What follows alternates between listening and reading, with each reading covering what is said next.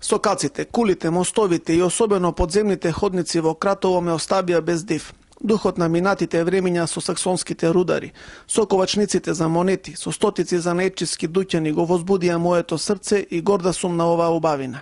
Со овие зборови го опиша Кратово партеничката Силвана Бонева, која во функција на председател на Комисијата за култура со своите најблиски соработници беше во обиколка на малото живописно градче на истокот.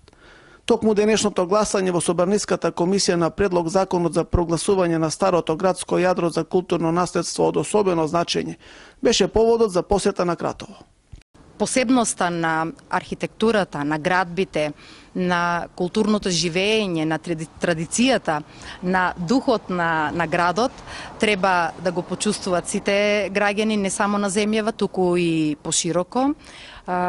Целта наша е со законот да го заштитиме ова наше национално богатство, да знаат граѓаните на Кратово како да се однесуваат, како да го заштитуваат. Општината исто така.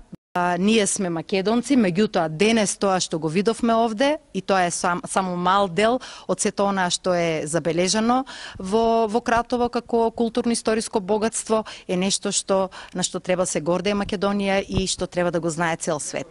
Наша задача треба да биде промоција на Кратово, промоција на Република Македонија. Покрај Бонева, на убавините на Кратово се воодушевува и пратениците Зоран Ѓоргиевски, Владанка Вировиќ и Љубица Буралиева, а во улогата на добри домакини беа нивните собраниски колеги од Кратово Стојан Миланов и Маријан Чоколевски. Нивниот заклучок беше дека Кратово има непроценлив туристички потенцијал, кој дополнително ќе добие на тежина по донесувањето на новиот закон.